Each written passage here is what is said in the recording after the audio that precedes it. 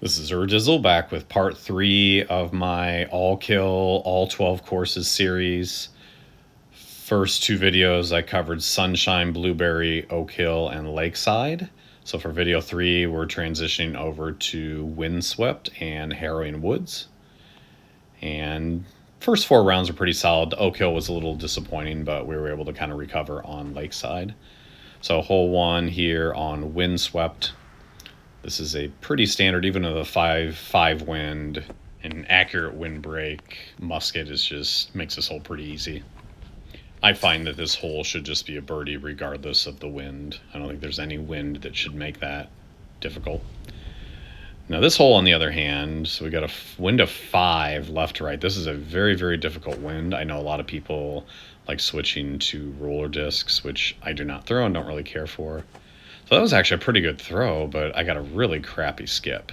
So normally I get much, much closer than that, but that was one of those fluky skips that everybody gets. So I've got to try to throw it in from 106, which, I'm not going to lie, I didn't get hyper aggressive on that one just because that wind of 5, you never know. So that is a little disappointing birdie, but it is what it is. And normally I would do the same shot again. And 8 times out of 10, I'm going to get a better skip than that. Not eagling hole 2, I really need to get hole 3. And so with the tailwind to 4, I'll actually throw my wind glide recoil. It's nice and overstable. It's not going to carry too far like some of the ballistas might. And that's why right there I love using that disc over a ballista or a musket. It's just, I can control the distance much better than I would from a power down ballista.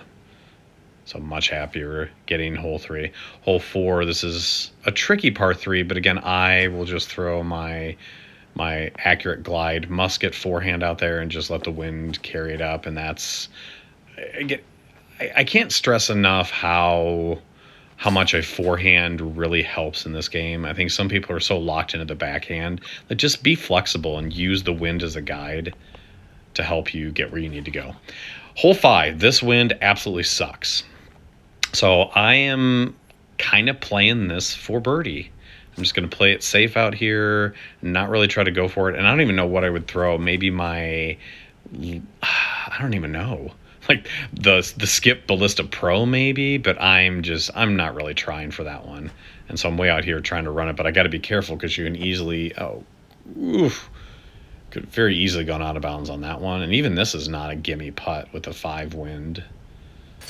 So that's an extremely, we've seen this hole with that type of wind on some of the dailies recently, and that's a hard eagle to get consistently, especially in this format with the 12 courses. Man, a wind of 5 on this one too.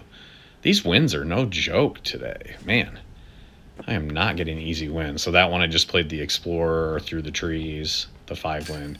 But yeah, there's no point in getting super aggressive and giving away strokes early in this 12 course walkthrough, because remember, we're only on course 5. Hole 7, that wind to 4, this is tough. I'm going to try to cut this close and hopefully the wind pushes it, and that did not. That is a missed Mando. That is a huge mistake. God, that was not good. So that wind to 4, I tried to play, I didn't get that either. That's going to be a bogey. So I tried to play it a little tight into that tree, knowing that that wind to 4 was going to push it, and that was just a big mistake. So I very, very easily could have gotten a par because of that wind, but bogey is, I wanted to get through this whole 12 course run through with no bogeys, but that is gone. All right, hole 8, I use that tree to kind of knock down my river. Ideally, I'd love to throw an ace line with that river, but the ace line always hits those branches. So I love that tree hitting those branches because then it just slows your disc down and you usually don't have too much of a comebacker. And then hole 9, normally I'll throw a fuse here, but with this wind, I went ahead and did Explorer and aimed a little higher to kind of counter that. And I don't want to skip too far. It's actually a little further than I wanted. So 70 feet, I was hoping to not have to throw it in that wind, but that was okay. Most times on that hole, I'll throw a fuse and just take the easy birdie. All right, that was a solid round. I did wish I would have gotten hole 2, and I didn't like that bogey, but overall not too much of a blow up round. So now we transition over to Harrowing Woods. Hole 1 is just an easy musket shot. I'll sometimes use the accurate wind, and although that was not a good shot, that could have gotten ugly. So I have to throw this in. That could have very easily skipped a little more and put me behind the tree in the bush, so that was probably not my best shot there, but it still worked out. 57 feet is still putting range, but I prefer to be a little closer. Hole 2, Stonehenge, also a musket hole in every wind. I'll throw the accurate glide, but if you don't have the glide and you only have the accurate wind, it'll still get you up there. May cause you problems if you have a headwind, but overall pretty easy. Unless you get really bad luck hidden behind any of those rocks. Same with this one here, hole 3. I throw either a river or an explorer. This one I'm going to put the river on hyzer, but you very easily could throw an explorer or some other fairway. I don't ace run this one because that OB is pretty close behind the basket. So I almost never ace run this unless it's a daily tournament early.